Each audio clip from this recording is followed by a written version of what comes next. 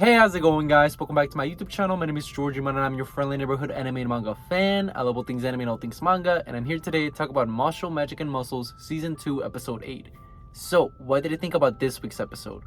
Honestly, I thought this week's episode was awesome. It was jam-packed with action, a lot of humor, and a lot of world building and lore of, the world of Mashle. So I thought that, this week's episode was really high top tier, I think, for this season in particular.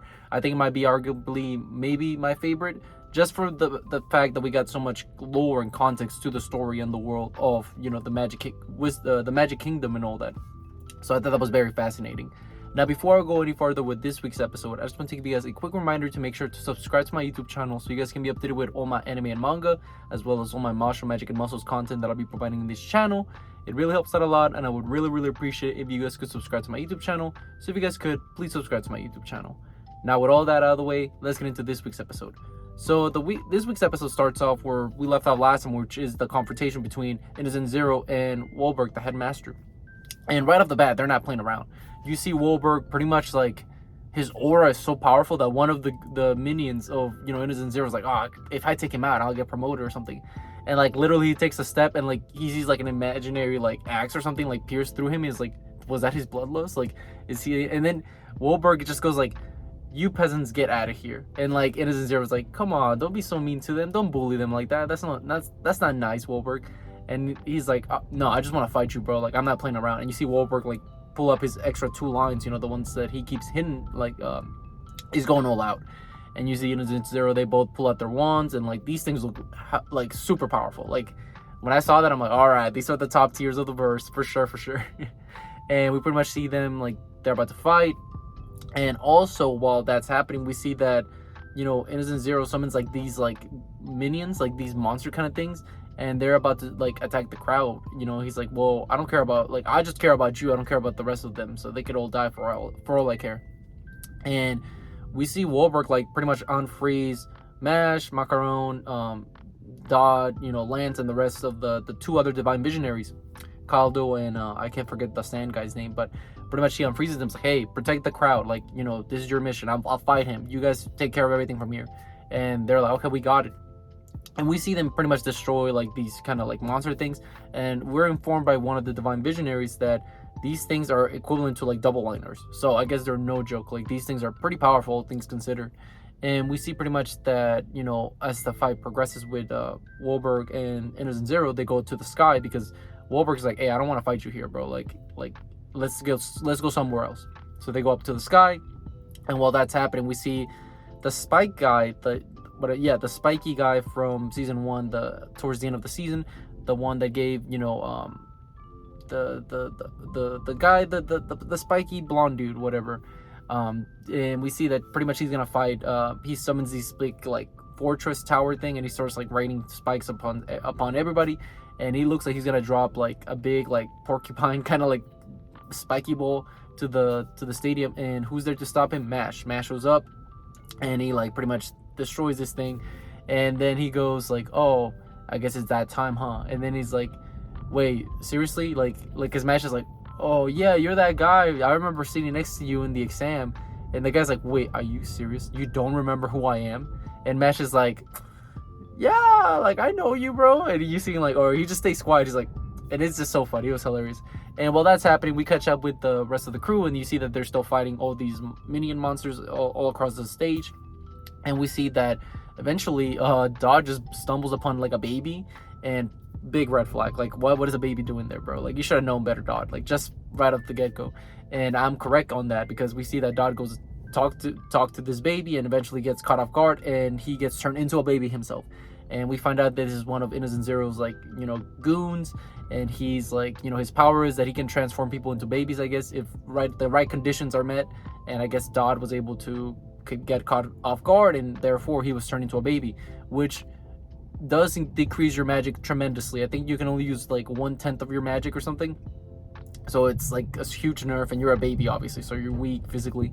And while all that is happening, Dodd is like, okay, I gotta get out of here. So he gets out of there. Then he stumbles upon Lance, and he's like, Lance, please help me, bro, like please, I'm begging you. And Lance is like, what are you talking about, bro? This is no time to mess around. And eventually Lance himself gets caught off guard, and he gets turned into a baby as well. So then we get little Lance Baby and Dot Baby like teaming up to fight this guy. And at first they're running around because they're like, okay, we're weak, we got like 1/10 of our strength, there's no way we can like beat him. But you know, eventually Lance gets the upper hand because my man Lance is smart. He realizes, okay, I only have 10% of my strength, so therefore I should, you know, specialize it in one particular area. So his his gravity power that are obviously always takes up like a huge radius, he decreases it to like a very small fraction of what it is, but that power is still there. Like it still packs that punch. So he's able to like pretty much get the guy out, caught him off guard with that, and the guy gets knocked out. And we find out that he's actually pretty like weak, all things considered. Like he has a very broken ability, but his like resistance and like his durability is very extremely weak. So that's why he's able to be defeated in one punch. And when that happens, pretty much everybody goes back to normal. So Lance and Dot, they're back to their adult. I'm calling them adults, like a teen form. You know, they're back to normal. And while all that is happening, we catch up and we see one of the Divine Visionaries flying up to the sky. He seems like he's gonna, the one that likes Mash, you know, the blonde dude. He seems to be on the way to help out, you know, Wahlberg and them. So while he's going there, we get a bunch of lore drop, like pretty much about how Wahlberg and Innocent Zero's connection. We see that I guess there used to be students of the same master, Adam, the guy that pretty much was the guy that based off the Divine Visionaries, the guy that inspired the whole world as we know, I guess, the Society of the Magic and all that. And we see pretty much how both of them, they were his top students or whatever, and that's all we know up to now. And what it's very fascinating is that the Divine Visionary brings up like they're equally, like strength-wise, they're equal to each other. So like he must have like an ace up his sleeve if he's gonna just try to like fight Wahlberg without like, you know, a for sure thing. Like otherwise it's just gonna be a stalemate. So yeah, like something's going on, and I'm very curious to see what is this sleep that he has, you know, that ace up his sleeve. And then we cut back to Wahlberg and Innocent Zero fighting, and we see that, you know, Innocent Zero is like gone. Like he's no longer even human, I guess, because he gave away his humanity from what the looks of it, because he like has no face. And this scene reminded me a lot of Orochimaru, where like, you know, Orochimaru can change his face over and over in Naruto. So that was very like when Hiruzen meets his old student, it gave me those similar type of vibes, and I really like the scene. Eventually, you know, he's like, oh, you want me to use this face? And it seems to be the face that he used to have when Wahlberg and him were friends, at least from my understanding. And then we proceed to see that he unleashes like a forbidden spell, and it's like a big clock tower where like, you know, like malicious like aura everywhere. And we don't really get to see what the power is just yet, but it's not gonna be anything good if it's a forbidden spell. So it's not looking good for Wahlberg. And finally, the last thing that happens is we see Mash pretty much still talk to the blonde dude with the spike attacks, and the guy, you see that pretty much a POV of Mash like talking to it, like when he hears him talk, Mash all he pictures like a cream puff, like, so he doesn't care about this guy. So it was funny. And this guy's like, okay, enough, and he starts like attacking Mash with like his spikes everywhere. And the mad lad that Mash is, my man went like Gear 5. He went on some Looney Tunes, you know, Gear 5 Luffy from One Piece. My man starts running all goofy on top of these spikes that are being thrown at him, and it was hilarious. And then he proceeds to get a nasty one hit, like he just gave him the one hit combo, you know, Saitama style, and he pretty much like gets rocked. And then the guy's like, what? But how could you just run on top of my spikes? And then Mash just drops one of the coldest lines I've heard this year in anime, where my man said, you used that oh, I remember you now, you used that same attack when I first met you, so you're gonna use it again a second time, like if it would work, please. And that's how the episode ends. You know, Mash just solidifies himself, like, yeah bro, like you ain't nothing, like come on now.